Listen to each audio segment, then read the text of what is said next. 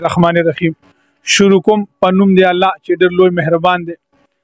ناظرین د وخت موجود یو جنگل خیل چکړ میله کې دلته یوه ګلۍ دی د دو ملګرو ژړا فریاد دی هغه تاسو سره شیر کوو چې دا خلک په دې ګلۍ کې څنګه ژوند تېروي. السلام علیکم.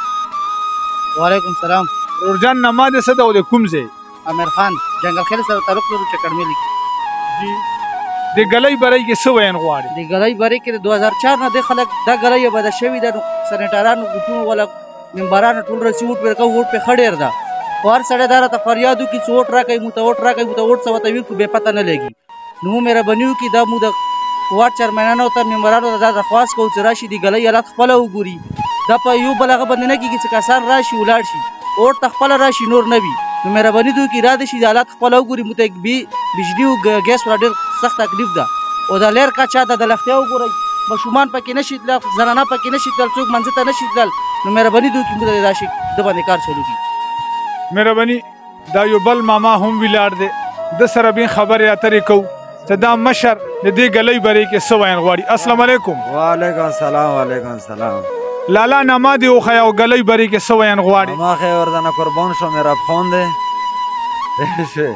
و نور گلیه د تاسو حالات مو ټول اندازه کوي یوه خبره ری یو ژړا ری یو فریاد او دا تکلیف ته مو د بجلی د ګیس او د اوبو دا ایدن ریدن بس چخړې پخړې ری روشو حالات یې وګورو نو بس نور السلام علیکم.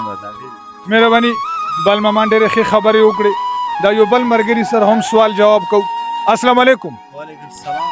ورور جان نما دې وښیه او د ګلۍ برۍ کې څه ویل غواړي؟ ما نما دلاور شاه دی او د چکړ میلې اوسېدونکي جنګل خیل د بال ګلۍ کې دا مسله نه ګیس شته نه ورکې بجلي شته دی خو کچا ګلۍ د مطلب څه دي کې د بیمارانو ته ماشومانو ته بوډاګانو ته د مونځ او داس تلنو ډېر تکلیف دی. خو برۍ مهرباني دې وشي چې موږ ته د ګلۍ په پخه کې 2004 نه د ممبران جوړ شوي دي یو مو نه ده کتلی په سترګو ته دې غاړې راغلی د حالات یې کتلي. کم از کم حالات خو دې وګوري خیر ده که کار ورباندې بیا کوي که نه کوي خو خو یې ګوري که نه سیاره د ګلۍ داسې ده چا د څه حالات یې څه ضرورت دی. نو برۍ مهرباني دې وکړي موږ ته د ګلۍ زر تر زره که مطلب څه پخه شي ښه. ملګري خو ډېر ژړا فریاد وکړل ویل چې 2004 کې په جنگل خیل کې دا ګلۍ په وجود کې راغلې ده. کیمرامین تاسو ته هم خیالی شي د دو خلکو ژوند په تکلیف دی. خامخا دې ګلۍ کې خلک ژوند تیروي سکول ته ماشومان هم ځي دلته کې مړی او ودونه هم کیږي. تکلیف ډیر دی. د دو خلکو فریاد دی چې 2004 نه دې غړې په ډسټرک کوهاټ کې ایم پی اے ایم این اے سینیټر سټي میر هم جوړ شوی دی. کار کوي یا نه کوي هغه ځان ته خبره دی خو یو ځل دی دې علاقې وزټ وکړي او ها یو بل جواب به هم ورکم چې راشي آینده میاشتې کې الیکشن هم را روان دی.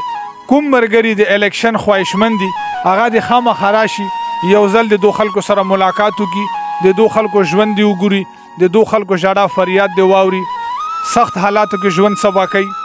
حکومتي او عوامي نمایندګانو نه خواست دی چې یو ځل دلته خامخا چکر ووایي.